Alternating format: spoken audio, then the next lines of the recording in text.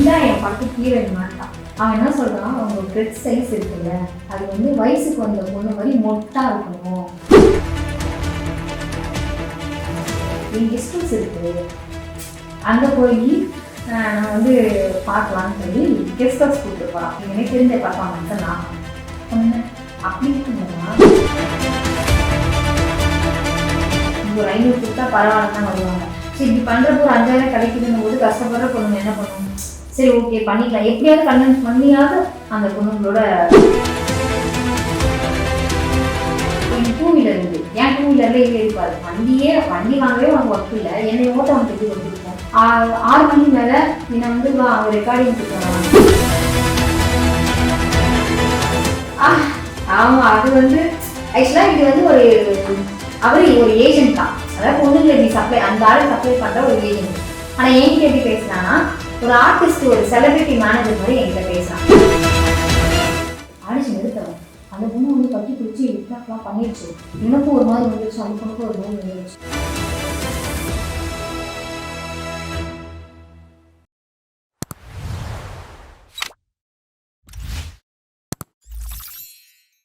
இப்போ அப்ரோச் பண்ணாமல் டைரெக்டாக வந்து பேட் டச் பண்ணுறதோ, இல்லை வந்து ஃபிசிக்கலாக அப்யூஸ் பண்ணுறதோ, இல்லை தெரியாமல் பண்ணிட்டேன், தெரியாமல் தொட்டுட்டேன், இல்லை தெரியாமல் இடிச்சிட்டேன், இந்த மாதிரியான விஷயங்கள் நடந்திருக்கா ஸ்பாட்டில் என்கிட்ட அந்த மாதிரி எதுவும் நடந்ததில்லை. இப்போ வரைக்கும் எனக்கு பேட் டச்சு, பேட் அப்ரோச் அந்த மாதிரி இருக்காது.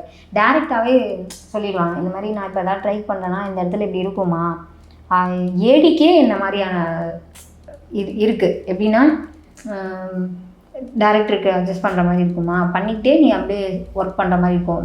நான் சொல்கிறது படங்களில் சொல்கிறேன். படங்களில் நம்ம வந்து எப்படி சொல்கிறது, கொடைக்கானல் போகிறோம், ஃபீமேல் ஏடி தேவை அப்படின்வாங்க. ஃபீமேல் ஏடினா அங்கே ஃபீல்ட்லேயும் ஏடி ஃபீல்டில் அசிஸ்டன்ட் டைரக்டராக ஒர்க் பண்ணிக்கணும். ஆஃப் ஸ்க்ரீன் அங்கே ஆஃப் ஸ்க்ரீனில் பேக் சைடில் இங்கே வந்து டேரக்டருக்கு அட்ஜஸ்ட் பண்ணி அந்த மாதிரி கூப்பிடுவாங்க. அந்த மாதிரி ஏடிக்கே அப்ரோச்சஸ் இருக்குது. ஃபீமேல் ஏடினா வெறும் அசிஸ்டன்ட் டைரக்டராக மட்டும் இல்லாமல் இந்த மாதிரியாகவும் அப்ரோச்சஸ் இருக்கும். நீ இதை பண்ணு அதை அப்படி. இப்போது நான் ஒரு 2 இயர்ஸ் பேக்கு ஒரு படம் இன்னும் அது படமாகவே இன்னும் எடுக்கலை. எப்படி எடுப்பாங்க, அந்த மாதிரி இருந்தால் எப்படி எடுப்பாங்க. அவனுக்கு அதாவது அவர் ஒரு டேரக்டர், அதாவது அப்போ தான் படம் பண்ணுறாரு. ஆனால் அதுக்குள்ளே அவர் ஒரு டேரக்டர்னு பெருசாக பேசிக்கிட்டு போய்கிட்டு இருக்கு. அப்போ அவரோட ஆஃபீஸ் போய் நாங்கள் ஸ்கிரிப்ட் டைப் பண்ணி ஒர்க் நானும் ஒரு பையன் 2 பேரும் ஸ்கிரிப்ட் டைப் பண்ணி அவருக்கு நாங்கள் ஒர்க் பண்ணி அவர் சொல்ல நாங்கள் ஸ்கிரிப்ட் டைப் பண்ணி கொடுக்க வேண்டியது. அப்படி போயிட்டுருக்கோம். இவர் வந்து இப்போ ஒரு 5 நாள் சும்மா விட்டார். 6 மணிக்கு நான் அனுப்பிட்டார். 5 நாளைக்கு அப்புறமா 6 மணிக்கு மேலே என்னை வந்து வா அங்கே ரெக்கார்டிங்க்கு போகலாம், இங்கே போகலாம், அங்கே போகலாம். அப்போ எனக்கு 2 வீலர் உண்டு. ஏன் 2 வீலரில் இவர் எடுப்பார். வண்டி வாங்கவே உனக்கு ஒர்க் இல்லை, என்னை ஓட்ட உனக்கு எப்படி ஒர்க் இருக்கும். அவன் சொல்கிறான், என்னை நீங்கள் அட்ஜஸ்ட் பண்ணி. அவன் வந்து என்ன பண்ணுறான், இங்கே அங்கே அந்த மாதிரிலாம் ஒரு நாள் ஃபஸ்ட் நாள் ரெக்கார்டிங் கூப்பிட்டு போனான். 2வது நாள் மறுபடியும் சாங் ரெக்கார்டிங்கு, இங்கே ஷூட்டிங் ஸ்பாட் போகிறேன், லொக்கேஷன் போகிறேன், தனியாக 2 பேரும் தனியாக போகிறது. எதுக்காகனா இது வந்து கம்ஃபர்டபுள் ஆக்கிக்கிறது. அப்படின்னா இவங்க டச் பண்ணும்போது நம்மளை வந்து எதுவும் சொல்ல மாட்டாத. அப்புறம் 2வது இவளுக்கு என்ன வீக்னஸ்ன்னு நம்ம தெரிஞ்சுக்கலாம்ல அப்படின்ற மாதிரியான இதில் இது பண்ணியிருக்காங்க. ஸோ அப்படி சுற்றியெல்லாம் கூட்டிகிட்டு போய் எல்லாம் வந்துட்டு, சரி என் வீடு இங்கே தான் பக்கத்தில் தான் இல்லை, சும்மா போயிட்டு இந்த ஹவுஸ் ஓனர்கிட்ட இதை வாங்கிடுவோம் அதை வாங்கிடுவோம்னு கூட்டிகிட்டு போகிறாரு. பார்த்தா சும்மா இந்த லைன் ஒரு வீட்டில் பேச்சுலராக தங்கியிருக்காரு. போனால் நான் வெளியில் நிற்கிறேன். அவரில் பரவாயில்ல உள்ளே வா, நம்ம வீடு தான், உள்ளே வான்னு கூப்பிட்டாரு. உள்ளே போனதுக்கப்புறமா கதவை லாக் பண்ணிட்டேன். எதுக்கு சார் கதவை லாக் பண்ணீங்கன்னு கேட்டால், இல்லை அவர் என்ன சொல்கிறாரு, நீ எனக்கு இப்போ அட்ஜஸ்ட் பண்ணிக்கிட்டேன்னா நான் உனக்கு இந்த படத்தில் ஒரு பெரிய வாய்ப்பும் தரேன். நான் பண்ணுற ஒரு படமே இன்னும் பண்ணி முடிக்கல அந்த ஆள், ஓகேவா. இப்போ தான் டைப்பிங்கே போய்கிட்டு இருக்கு. அதுக்கெல்லாம் அவன் சொல்கிறது என்ன, இதுக்கப்புறம் நான் பண்ணுற எல்லா படத்துலையும் உனக்கு வாய்ப்பு தரேன். நான் இப்போ கொஞ்சம் தெளிவாயிட்டேன். அந்த படம் மாதிரி பெரிய படம் மாதிரி இல்லை. என்னங்க ஏதுங்க எதுக்குங்க என்னையாங்க, ஐயோ என்னையாங்க இப்படி கேட்டுட்டீங்க அப்படின்னு ஃபீல் பண்ணாமல் நான் என்ன சொல்லிட்டேன்னா, நீயா கதை திறக்கிறியா இல்லை நானாக உடச்சிருவான்னு கேட்டேன் கலவை. அதனால் அவனை என்னம்மா அப்படி பேசுகிறேன், நான் டேரக்டர், முதல் நீ படம் பண்ணு, அப்புறமா நீ டேரக்டராக இல்லையா நான் சொல்கிறேன், முதல்ல இப்போ கதை தரேன் அப்படின்னு சொல்லிட்டு அவள்தான் அது வந்து வேலைக்கே போகல. அதோட உனக்கு ஒரு கூடு கேரவனுக்குள்ள அட்ஜஸ்ட்மெண்ட்ஸ் நடக்கிறதுக்கான வாய்ப்புகள் இருக்கா? அதாவது ஸ்பாட்லேயே உங்கள் அதாவது ஏடி மூலமாக ஒரு ப்ரொடியூசரோ இல்லை டைரக்டரோ அந்த ஹீரோயின்ட்ட போய் அட்ஜஸ்ட்மெண்ட் கேளுங்க, கேரவனுக்கு வர சொல்லுங்கள், இல்லை அந்த ஒரு துணை நடிகை கிட்ட போய் கேளுங்கன்னு சொல்லிட்டு உங்களை வந்து தூது விட்டுருக்காங்களா? அதாவது ஏடி கிட்ட ஹீரோவும் சரி இல்லை டேரக்டரும் சரி ஏடி கிட்ட அட்ஜஸ்ட்மெண்ட்க்கு டேரெக்டாக வந்து கேட்க மாட்டாங்க. இவங்களை கொடுங்க அவங்கள கொடுங்க, அவங்க போவாங்களா இவங்க போவாங்களான்னு இவங்க வந்து விசாரிக்க மாட்டாங்க. இதுக்குன்னே அங்கே அந்த இடத்துல ஒரு ஏஜென்ட் வச்சுருப்பாங்க. பெரிய பெரிய படங்களில் நான் சொல்கிறேன், அந்த இடத்துல இதுக்குன்னே ஒரு ஏஜென்ட் வச்சுருப்பாங்க. அந்த ஏஜென்ட் என்ன பண்ணிடுவாங்கன்னா ஜூனியர் ஆர்டிஸ்ட்டாக வர பொண்ணுங்களை வந்து எப்படியாவது கன்வின்ஸ் பண்ணிடுவாங்க. அதுங்க வந்து இன்றைக்கி ஒரு 500 கொடுத்தா பரவாயில்லன்னு தான் வருவாங்க. ஸோ இப்படி பண்ணுறப்போ ஒரு 5000 கிடைக்குதுன்னும் போது கஷ்டப்படுற பொண்ணுங்க என்ன பண்ணும், சரி ஓகே பண்ணிக்கலாம், எப்படியாவது கன்வின்ஸ் பண்ணியாவது அந்த பொண்ணுங்களோட இது பண்ண வச்சுருவாங்க. ஸ்பாட்லேயே இந்த மாதிரி ஸ்பாட்லேயே நடந்திருக்கு. நான் ஒர்க் பண்ண பெரிய படங்களில் நடந்திருக்கு. ஸோ அந்த படத்தில் மட்டும்தான் அப்படி அது நான் பண்ண படத்தில் நடந்திருக்கு. ஆனால் அந்த மாதிரி நான் நிறைய படம் பண்ணலை. பண்ணியிருந்தா எல்லா படத்துலையும் அப்படி நடக்கிறியான்னு எனக்கு தெரிஞ்சிருக்கும். ஒரு ஹீரோயினோ இல்லை ஒரு ஆர்டிஸ்டோ அட்ஜஸ்ட்மெண்ட் பண்ணுறாங்கன்னா யார் கூட அட்ஜஸ்ட்மெண்ட் பண்ணுற மாதிரி அப்ரோச்சஸ் வரும்? அது அந்த படத்தில் இருக்க ப்ராஜெக்ட் பொறுத்து இருக்குது. எப்படின்னா ஒரு படத்தில் டேரக்டருக்கு தேவைப்பட்டிருக்கும், ஒரு படத்தில் ப்ரொடியூசருக்கு தேவைப்பட்டிருக்கும், டேரக்டர் தேவைப்படாமல் இருந்திருக்கும், இல்லை 2 பேருக்குமே தேவைப்பட்டிருக்கும். அதனால் அதெல்லாம் அவங்கவுங்க அந்த படம் ஸ்டார்ட் பண்ணும்போது வர கமிட்மெண்ட். எனக்கு தெரிஞ்சு டேரக்டர் ப்ரொடியூசரை பற்றி மட்டுமே நம்ம பேசுகிறோம். இதுக்கு கீழே சிண்டுங்க இருக்குல்ல, அந்த மாதிரி இப்போலாம் பெரிய டேரக்டர்கிட்ட அசிஸ்டன்ட் டேரக்டராக வேலை பார்க்குற ஆம்பளை பசங்களே கேட்குறாங்க, நான் அவர்கிட்ட வேலை பார்க்குறேன், நான் சொன்னால் அவர் கேட்பாரு, அதனால் நீ எனக்கு பண்ணு, நான் அவர்கிட்ட நீ அந்த மாதிரிலாம் பண்ண மாட்டேன்னு சொல்லி சேர்த்து விட்டுறேன். அந்த டேரக்டர் அப்படியே இல்லாத ஆளாக இருப்பார். இவங்க வந்து அந்த டேரக்டர் பேரை சொல்லி ஒரு பொண்ணை இது பண்ணி ஏமாற்றி இது பண்ணிவிட்டு ஆனால் அவர் கடைசி வரைக்கும் இன்ட்ரோலாம் கொடுக்க மாட்டாங்க, வெறும் யூஸ் மட்டும் பண்ணிப்பானுங்க. அந்த மாதிரி அசிஸ்டன்ட் டைரக்டரும் பண்ணிக்கிறானுங்க. அதனால் நம்ம யாருக்கு போய் விடணுன்றது நம்ம கிட்ட தானே இருக்குது. இல்லைனா இதுக்கு இடையிலலாம் இருக்கிற ஒரு ஏஜென்ட் இருப்பான்ல, அந்த கேஸ்டிங் டைரக்டர் ஏஜென்ட்டு, எந்த பெரிய பெரிய படமாக பேர் சொல்லிடுவான். சரி பெரிய படத்தில் ஒரு கேஸ்டிங் டைரக்டராக இருக்காரே, நமக்கு எதாவது வாங்கி கொடுத்து ஏதாவது ஒரு சின்ன ரோலாக வாங்கி கொடுத்துருவாரு, ஒரு சின்னதாக டைலாக் பேசிட மாட்டோமா, சின்னதாக ஸ்க்ரீனில் வந்துட மாட்டோமான்னு நினைக்கும்ல. ஆனால் என்ன கேட்குறாங்கன்னா அட்ஜஸ்ட்மெண்ட் கேட்குறாங்க. நான் வந்து நீ பண்ண மாட்டேன்னு சொல்லிட்டேன், ஆனால் நீ எனக்கு மட்டும் பண்ணிக்கோ அப்படின்னு எப்படியாவது மூளையை கழுவி அவங்களுக்கு அந்த பொண்ணு மேலே இருக்குன்னா அவனுங்க அந்த ஆசையை தீர்த்துட்டு ஓகே நான் சொல்லியிருக்கேம்மா ஆனால் இந்த டைம் முடியாதுன்ட்டாரு, அடுத்த டைம் பார்க்கலாம், அவ்வளோதான் அப்படியே தட்டி விட்டுறது, இல்லை நம்பரை பிளாக் பண்ணி போட்டுறது, அப்படி அந்த மாதிரி ஏஜென்ட்டுங்க பண்ணுறது நிறைய நடக்குது. இப்போ வந்து இந்த மாதிரி டைரக்டர்ஸ் ப்ரொடியூசர்ஸ் இந்த மாதிரி ஸ்க்ரீனுக்கு பின்னாடி இருக்கவங்களை பற்றி நம்ம பேச ஆரம்பிச்சோம். நடிகர்கள் இருக்காங்க இல்லையா, நடிகர்கள்னு வரும்போது அந்த நடிகர்கள் வந்து என்ன கேட்டாலுமே செஞ்சுதான் ஆகணுங்கிற நிலைமையில ப்ரொடக்ஷன் கம்பெனியா இருக்கும். நடிகர்கள் இந்த மாதிரி கேட்டு நீங்க கேள்விப்பட்டிருக்கீங்களா? அதாவது எப்படி சொல்றதுன்னா, இப்போ நம்ம டேரக்டர் ப்ரொடியூசரை ராங்கா சொல்றோம். சில இடத்துல டேரக்டர் ப்ரொடியூசர் எல்லாருமே கரெக்டாக இருப்பாங்க. ஆக்டர்ஸ் அதில் நடிக்கிற ஆக்டர் இருக்காங்கல்ல, அவங்களுக்கு வந்து என்னென்னா நம்மளுக்கு அந்த செட்டில் ஒரு மரியாதை இருக்கணும். அதாவது டேரக்டர் நம்மளை மட்டுமே ஒரு மாதிரி தனியாக பார்க்கணும், ப்ரொடியூசர் நம்மளை மட்டுமே தனியாக பார்க்கணும், தனியாக நம்மளுக்கு ரெஸ்பெக்ட் கொடுக்கணுன்றதுக்காக இவங்களே வாலண்டியராக போய் அவங்க அப்ரோச் பண்ணுவாங்க. இவங்களே இவங்களோட ஒரு மாதிரியான எக்ஸ்போசிங் வீடியோஸ் அனுப்புறது, எக்ஸ்போசிங் சாட்ஸ் அனுப்புறது, பொண்ணுங்களுக்கு துணை நடிகர்களுக்கு இல்லை, ஹீரோயினுக்கு. நான் என்ன சொல்றேன்னா, இப்போ ஹீரோயின் இருக்குன்னு வச்சுக்கோங்களேன், அந்த ப்ராஜெக்டில் ஹீரோயின் இருக்குன்னா ஹீரோயினோ இல்லை அந்த ப்ராஜெக்டில் இருக்க ஒரு சின்ன கேரக்டர் பண்ணிகிட்டு இருக்க ஒரு நடிகை வச்சுக்கோங்களேன். அந்த நடிகைங்க என்ன பண்ணுறதுன்னா டைரக்டர் கிட்ட போய் தனி அவங்களே வாலண்டியராக வழியிறது, சொல்லாமல் சொல்கிறது. டேரெக்டாக போய் நான் அவைலபிள் சார்னு சொல்கிறது இல்லை, இந்த மாதிரிலாம் இருக்குது சார் இதெல்லாம் அப்படி. இப்போ ஒரு மனுஷனை நம்ம வந்து ஒரு பேச்சு மூலியமாவோ ஒரு பார்வை மூலியமா தூண்டுறதுனால தானே இன்றைக்கி எல்லாமே நடக்குது. ஸோ அந்த மாதிரி தூண்டி ட்ரை பண்ணி பார்ப்பாங்க. அது இப்போ விழாத டேரக்டரும் இருக்காங்க, விழுந்த டேரக்டர்ஸும் இருக்காங்க, அந்த மாதிரி இருக்கவங்களும் இருக்காங்க. நான் அதாவது என்ன விஷயம்னா, எல்லாருக்குமே வந்து ஒரு தேவை இருக்குது இந்த சினிமா ஃபீல்டில். எல்லாருக்குமே என்ன தேவை, நம்ம ஃபெமிலியர் ஆகணும், நம்ம ஃபேமஸ் ஆகணும். இப்போ ஒரு டேரக்டர் ஆகணுக்கு என்ன இருக்கும், அவன் வந்து ஒரு 10 டேரக்டர்கிட்ட நாய் மாதிரி அடி வாங்கி மிதி வாங்கி நீ இவனா எப்போ டேரக்டர் ஆவான் அப்படின்ற பேச்செல்லாம் வாங்கி தான் வந்திருப்பான். அவன் டேரக்டர் ஆகணுன்னும் போது அந்த வெறியில் அவனுக்கு என்ன, அவன் ஒரு 10 வருஷம் வாழ்க்கையை தொலைச்சிருப்பான். அப்போ அவனுக்கு என்ன தோணும், ஏதாவது பண்ணி வந்துடலாம், சரி என்ன கேட்குறான், ஒரு பொண்ணு தானே கேட்குறான், சரி போட்டுருவோம், போட்டாது வந்துடுவோம் அப்படின்னு. இப்போ எனக்கு தெரிஞ்சு மேக்ஸிமம் கேமராமேன் எல்லாம் டேரக்டர் ஆகுறாங்க. ஸோ அவங்களுக்குலாம் நிறைய பொண்ணுங்க தெரிஞ்சிருக்கும்ல, ஃபோட்டோ ஷூட் பண்ணுற நிறைய பொண்ணுங்க வச்சுருப்பாங்க, நிறைய மாடலிங் பொண்ணுங்க வச்சுருப்பாங்க. இவ்வளோ எனக்கு தெரிஞ்ச ஃபோட்டோகிராஃபர்ஸு கேமராமேன்ஸ் இருக்காங்கல்ல, அவங்களாம் வந்து எங்கிட்ட பேசும்போது என்ன தெரியுமா சொல்லுவாங்க, மாடலிங் ஷூட்ஸ் எடுக்கிறாங்கல்ல, ஃபோட்டோ ஷூட்ஸ் இப்போ ஒரு போர்ட்ஃபோலியோ எடுக்கிறதுக்கு எப்படின்னு பார்த்தாலும் ஒரு 8 to 10K ஆகும். ஸோ அப்போ இந்த பொண்ணுங்க என்ன தெரியுமா பண்ணியிருந்துங்க, மாடலிங் பொண்ணுங்க ஈஸியாக சைடு அவங்கள கூப்பிட்டு போயிடுது.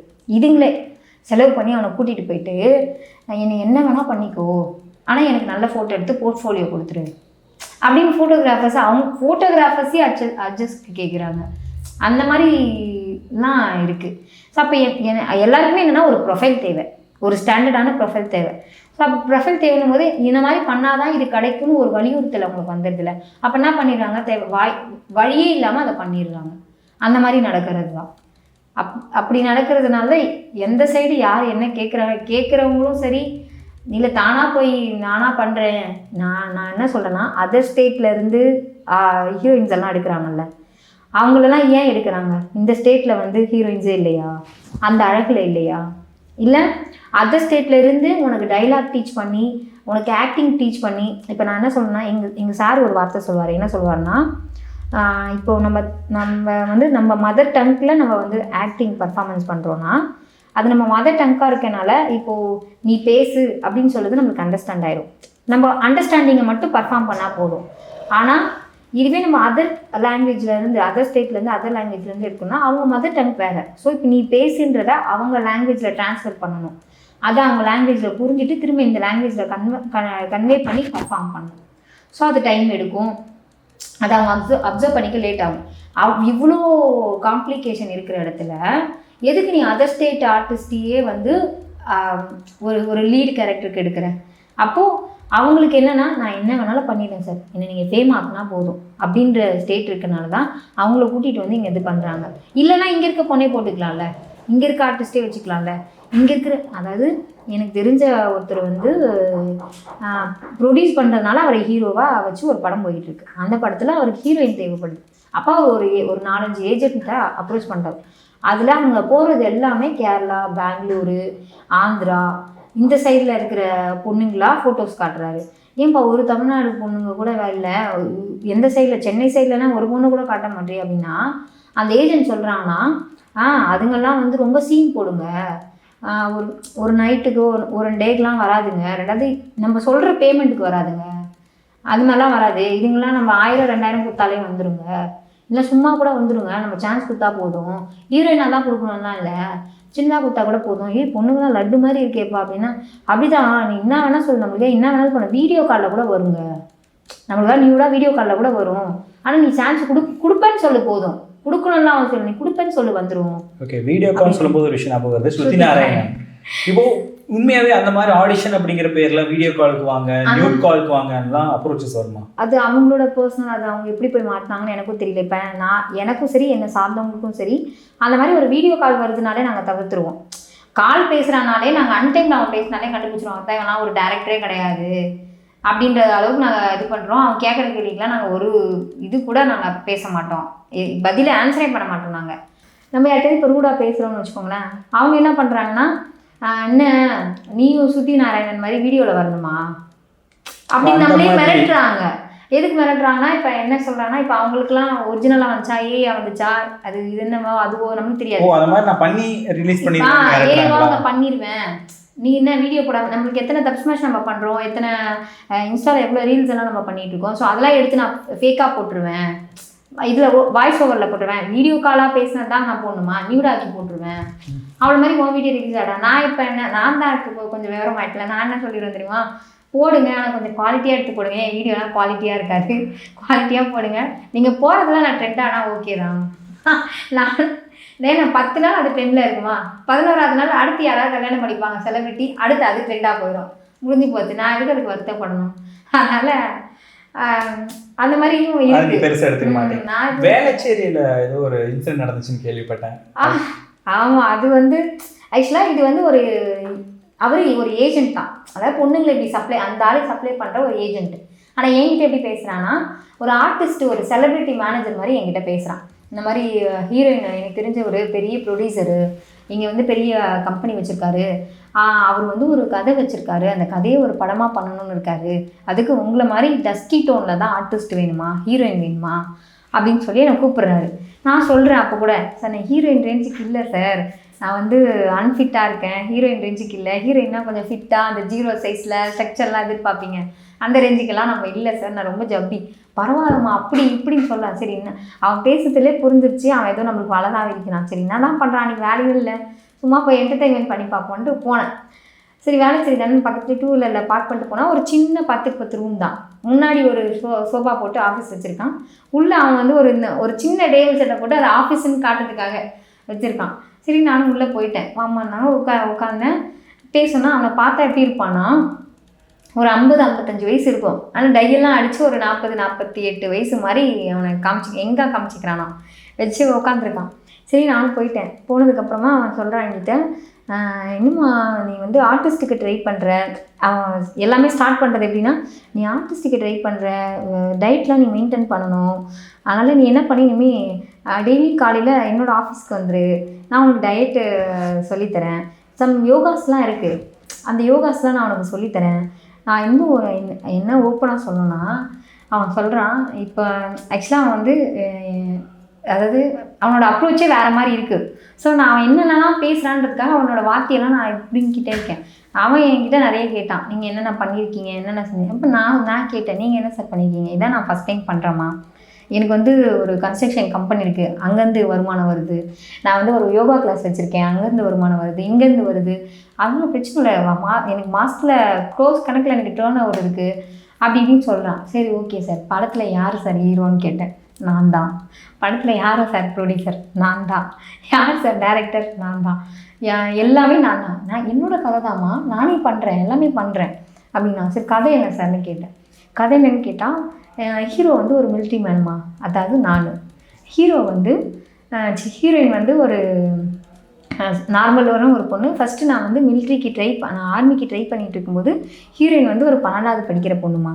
அப்போ நீ வந்து ஒரு 12வது படிக்கிற பொண்ணு மாதிரி இருக்கணும் அப்படின்னு என்ன சொல்கிறாங்க. அப்போ நான் ஒரு 12வது படிக்கிற பொண்ணு மாதிரி நான் இருக்க மாட்டேன். ஸோ அப்போ நான் என்ன சொல்கிறேன்னா, நான் சொல்கிறது ஒரு 3 இயர்ஸ் பேக். அப்போ நான் கொஞ்சம் ரொம்ப ஜப்பியாக இருப்பேன். அப்போ அவர் என்ன சொல்கிறாருன்னா, நீ ஒரு 12வது படிக்கிற பொண்ணு மாதிரி ஆகணும் அப்படின்னு என்கிட்ட சொன்னார். சார் அது இம்பாசிபிள். அது எத்தனை நாளில்? ஒரு 10 நாளில் ஆகணும். இம்பாசிபிள் சார், அது வாய்ப்பே இல்லை. எப்படி சார் அப்படி ஆக முடியுமா? நான் ட்ரைனிங் தரேம்மா, நான் வந்து எனக்கு யோகாலாம் தெரியுமோ, அந்த யோகாலாம் கற்றுக்கிட்டு தான் நான் ஃபிட்டாக இருக்கேன். அவர் வந்து ஃபிட்டாக இருக்கிறதா ஃபீலாக அவர் சொல்லிக்கிறாரு. பார்த்து உன்னை என்னை கேட்குறாரு, என்னை பார்த்தா அவனுக்கு எத்தனை வயசு மாதிரி அவர் கேட்டுட்டு அவரே பதில் சொல்லிக்கிறாரு. ஒரு 30-35 வயசு மாதிரி தோணுமா? எனக்கு தோணுதா? இல்லை. ஆனால் அவர் சொல்லிக்கிறாரு. சொல்லிவிட்டு, ஆனால் எனக்கு ஆக்சுவலாக 48 வயசு ஆகுது, பட் என்னை பார்த்தா அப்படி தெரியலல்ல. ஸோ நான் அந்த மாதிரி நான் வந்து மெயின்டைன் பண்ணிகிட்ருக்கேன், நீயும் அந்த மாதிரி மெயின்டைன் பண்ணு, நான் உனக்கு எல்லாமே சொல்லித்தரேன், நீ இனிமேல் டெய்லி காலையில் என் ஆஃபீஸ் வந்துடு, எனக்கு உன்னை ரொம்ப பிடிச்சிருச்சு அப்படின்னு சொல்கிறான். சரி ஓகே சார், நீ தான் என் படத்துக்கு ஹீரோயின் மாட்டான். ஓகே சார் அப்படின்னு நான் சொல்லிட்டதுக்கப்புறம் எல்லாம் சொல்லி முடிச்சதுக்கப்புறம் அவன் சொல்கிறான், பாடி அதாவது +2 படிக்கிற பொண்ணு மாதிரி நல்லா சிக்கன் ஒல்லி ஆகணுமா, அதுக்கு நான் எக்ஸசைஸ் சொல்கிறேன். அவன் என்ன சொல்கிறான், உங்கள் பிரெத் சைஸ் இருக்குல்ல, அது வந்து வயசுக்கு வந்த பொண்ணு மாதிரி மொட்டாக இருக்கணும். ஸோ இப்போ எப்படி இருக்குன்னு நான் பார்க்கணும் அப்படின்னு என்கிட்ட சொல்கிறான். அப்போ எனக்கா அப்படியே எரியுது. சரி இதுக்கு மேலே என்ன தான் வரான், அது பார்க்கலாம் சார், நீங்கள் சொல்லுங்கள், எதுவும் சீனெல்லாம் இது ஆடிஷன்னு சொல்கிறீங்க, எதுவும் சீனெல்லாம் நடிக்க கொடுக்கல, என் பர்ஃபார்மன்ஸ்லாம் பார்க்கல. ஏன் ஆனால் இடம் சின்னதாக இருக்குது, இந்த இடத்துல நம்ம வந்து அவ்வளோ பர்ஃபார்மன்ஸ் பார்க்க முடியாது, நம்ம என்ன பண்ணலாம், என் கெஸ்ட் ஹவுஸ் இருக்குது, அங்கே போய் நம்ம வந்து பார்க்கலான்னு சொல்லி கெஸ்ட் ஹவுஸ் கூப்பிட்டு போகிறான். பக்கத்தில் யார், அந்த ஏஜென்ட்டு, நான், இவன் 3 பேரும் கெஸ்ட் ஹவுஸ் போகிறோம். உனக்கு கெஸ்ட் ஹவுஸ் வேறு இருக்கான்னு 3 பேரும் கெஸ்ட் ஹவுஸ் போகிறோம். அங்கே போய் சரி சார் சீன் சொல்லுங்கள். சீன் என்னன்னு கேட்டால், மிலிட்ரி அவர் மிலிட்ரியிலேருந்து மிலிட்ரியில் வேலை செஞ்சுருப்பார். அவரால் எனக்கு ஒரு குழந்தை பிறந்துருமா. ஆனால் அவர் வந்து இறந்துட்டதா, அந்த குழந்தை வயிற்றில் இருக்கும்போது அவர் இறந்துட்டதா சொல்லிடுவாங்களாம். இப்போ அந்த குழந்தைக்கு 5 வயசு ஆயிடுச்சான். 5 வயசு ஏதோ தவண்டுக்கிட்டோ ஏதோ விளையாண்டுக்கிட்டு இருக்கான். நான் வந்து கிச்சனில் சமைச்சிக்கிட்டு இருக்கேன்னா திடீர்னு பார்த்தா அவர் வீட்டுக்கு வந்து இறங்கிட்டாராம். சரியா, இப்போ நான் அவரை பார்த்து என்ன பர்ஃபார்மன்ஸ் பண்ணணும் அப்படின்னு சொல்லி நான் பண்ண சொன்னேன். ஒன்று நம்மளுக்கு தெரிஞ்ச பர்ஃபார்மன்ஸ் இருக்கும்ல, அதை நான் சும்மா பண்ணேன். ஏன்னா நம்ம ஆடிஷன் வந்திருக்கிறது தான் அவன் நம்பணும்ல, அவன் எடுக்கிறதா நம்மளை நம்ப வைக்க ட்ரை பண்ணுறான். அப்போ நம்ம நம்பணும்ல. அது நானும் ஓகே, நான் எனக்கு தெரிஞ்ச பர்ஃபார்மன்ஸை நான் பண்ணினேன். அப்படின்னா இல்லைம்மா, நீங்கள் எப்படி பண்ணணும்னா, இப்போ நான் இங்கே இருக்கேன்னு வச்சுக்கோ, வந்து என்னை கட்டி பிடிச்சி லிப்லாக் பண்ணணுன்றான். யாராவது வீட்டிலேருந்து 6 வருஷம் வந்த புருஷனை கட்டி பிடிச்ச நான் லிப்லாக் நான் பண்ணேன்.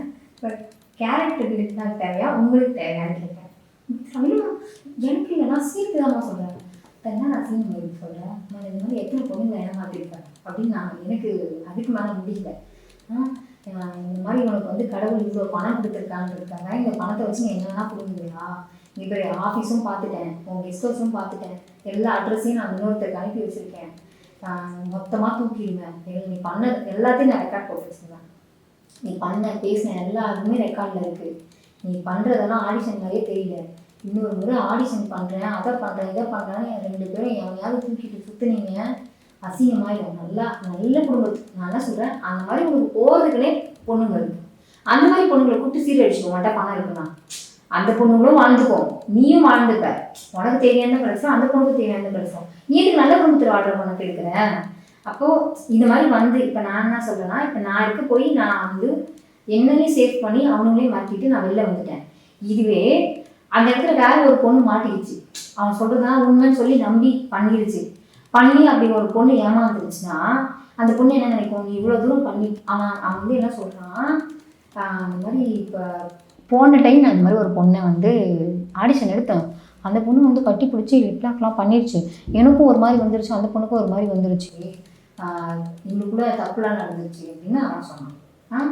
ஆனால் நீ என்ன பண்ணாலும் நான் வந்து நான் எதுவும் ஆக மாட்டேன், ஆனால் நீ தாராளமாக பண்ணு நான் சொன்னேன் நான் வந்து என்ன பண்ணாலும் உனக்கு எதுவுமே ஆகாதுன்னு நீ போனமான்னு கேட்பேன், என்ன பண்ணாலும் உனக்கு எதுவுமே ஆகாதுன்னு நீ போனமா அப்படின்னு சொல்லி நான் பயங்கரமாக திட்டேன், நிறைய பேட் வேர்ட்ஸ் போட்டு திட்டி 2 அறையும் அரைஞ்சிட்டு இதுக்கு மேலே நீ தொழில் பார்க்கணும்னா தொழிலை மட்டும் பாரு, பொண்ணுங்களை வச்சு பண்ணாத, நல்லா இருக்காது, நான் வந்து ஆஃபீஸையும் கொடுத்திடுவேன், உன்னையும் கொடுத்திடுவேன். அப்போ நான் மீடியாவில் இருந்தேன், நான் ஒரு ப்ரெஸ்ஸில் இருந்தேன், அதனால் நான் வந்து இதை நியூஸில் போட்டுருவேன், இன்னொரு முறை நீ வந்து இந்த மாதிரி பண்ணுற வேலை வச்சுக்கிட்டேன்னா நான் நியூஸில் போட்டுருவேன், இப்போ நீ யாரும் தெரியாத மாதிரி இருந்துக்கோ, நீ இந்த மாதிரி பண்ணுறேன்னு எனக்கு எங்கேயாவது நியூஸ் வந்துருச்சுன்னு வச்சுக்கேன், அப்புறம் உனக்கு நல்லா இருக்காது, அசிங்கமாக போயிடும் அப்படின்னா அவனுக்கு அப்படியே ஒரு மாதிரி ஃபேஸ்லாம் மாறிட்டு அப்படியே இவன் ஏஜென்ட்டு சாரி மேடம் நீ யாரும் என்ன மேடமா ஓகே யாரும் தெரியாது நான் யாரும் தெரிஞ்சா நீ கூப்பிட்டு வந்துடுவேன், யாரும் தெரிஞ்சா விட்டுட்டு வந்துடுவியா, அப்போ தெரியாத பொண்ணுங்களாம் கூப்பிட்டு வச்சு பண்ணுவீங்களா, உனக்கு அவ்வளோதான் மரியாதை, உன் வீட்டு பொம்பளைங்க அந்த மாதிரி கூட்டி கொடு, அடுத்த வீட்டு பொம்பளைங்க கூட்டி கொடுக்காதுன்னு சொல்லி அவனை அசிங்கமாக பேசிட்டு பயங்கரமாக பேசிட்டு வந்துட்டேன். அந்த மாதிரி ஒரு சம்பவம் நடந்திருக்கு. நிறைய விஷயங்கள் திரைத்துறையை பற்றி ஷேர் பண்ணிக்கிட்டீங்க. இந்த வீடியோ பார்க்கக்கூடிய பல பேர் திரைத்துறையில் வந்து தடம் பதிக்கணும் நினைக்கிற பல பேருக்கு வந்து இது ஒரு அவேர்னஸ் வீடியோவாக இருக்கும். கண்டிப்பாக ஜாக்கிரதையாக இருப்பாங்க. யாருமே அவேர் இல்லாமலாம் நான் வந்த புதுசில் தான் வந்து அவேர் இல்லாமல் இந்த மாதிரியான நிறைய விஷயங்கள் இப்போலாம் எல்லாமே வெட்ட வெளிச்சம் ஆயிடுச்சு. ஏஜென்ட் பண்ணால் அது வெளியில் வந்துடுது, யார் பண்ணாலும் அது வெளியில் வந்துடுது. தப்பு பண்ணுறது வெளியில் வராமலாம் இல்லை, எல்லாருக்குமே அது அவர் தான். இப்போ நான் சொல்கிறதுனால மட்டும் இப்படி பண்ணுறவங்க ஏன்னா திருந்தாமலையாக இருக்க போகிறாங்க, இல்லை என்கிட்ட பண்ணணும்னு நினைக்கிறவங்க திருந்தாமல் இருக்க போகிறாங்களா, இவ்வளோ வீடியோ பண்ணுறா இதுக்கு மேலே தான் ஏறுவானுங்க. எப்படி தெரியுமா, இவ்வளோ பண்ணுறாள் சரி இதை வீடியோவாக போடுறாளான்னு பார்ப்போம், இதை போய் கம்ப்ளைண்ட் பண்ணுறாளான்னு பார்ப்போம், இப்படி எத்தனை வீடியோ அவள் கம்ப்ளைண்ட் பண்ணுறான்னு பார்ப்போன்னு இதுக்கு மேலே வரதான் செய்வானுங்க தவிர பண்ணுறவனா எவனும் அடங்க போகிறது கிடையாது. அந்த மாதிரி தான் ஒன்றும் அவர்லாம் கிடையாது.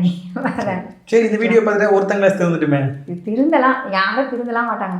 இந்த எம்ஜிஆர் ஒரு பாட்டு சொல்லியிருப்பாரு, திருடனாய் பார்த்து திருந்தாவிட்டால் திருத்தை ஒழிக்க முடியாதுன்னு.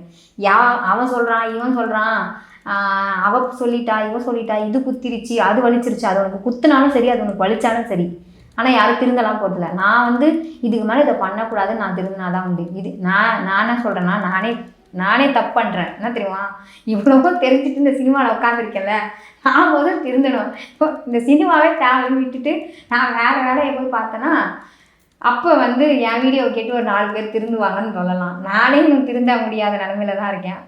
என் வீடியோவை பார்த்து யாரும் திருந்தலாம் வேண்டாம், தெரிஞ்சுக்கோங்க இப்படிலாம் இருக்குது, தெரிஞ்சுட்டு இந்த இண்டஸ்ட்ரியில தடம் பதிக்கலாமா வேண்டாமான்னு யோசிச்சு பண்ணுங்க. அவ்வளோதான். என்ன யோசிச்சாலும் சினிமா மோகம் விடாது, யாரையுமே விடாது. எல்லாருமே அதாவது மோகம் இருக்க போய் தான் இன்றைக்கி என்ன ஆயிடுச்சுன்னா கையில் இருக்க ஃபோன் கூட இன்றைக்கி வந்து அவ்வளோ பெரிய சோஷியலாக ப்ராப்ளம் ஆயிடுச்சு. எங்கேயாவது ஹலோ ஃப்ரெண்ட்ஸ் இன்றைக்கி நான் என்ன சாப்பிட்றேன் வாட்டர் மெலன், அவ்வளோதான் ட்ரெண்டு. என்ன மோகம், வேறு ஒன்றுமே இல்லை. ஹாய் ஃப்ரெண்ட்ஸ் இங்கே பாருங்கள் டீ கப்பில் டீ தான் இருக்க வேறு என்ன இருக்கும், அவ்வளோதான். அது வந்து அந்த மோகம் வந்து குறையிறப்ப தான் அதெல்லாம் ஒன்றுமே இல்லை, எல்லா விஷயமே ஒன்றுமே இல்லை சாதாரணம்னு ஆகுறப்ப தான் அதுக்கான மெனக்கெடல் அதுக்கான முயற்சி எல்லாமே ஸ்டாப் ஆகும். இல்லைன்னா அதுக்கான எல்லா விஷயமும் அங்கங்கே நடந்துக்கிட்டே தான் இருக்கும். நன்றி ஹரிணி, நிறைய விஷயங்கள் நம்ம நேயர்களுக்காக பகிர்ந்துக்கிட்டீங்க, ரொம்ப நன்றி. தேங்க்யூ.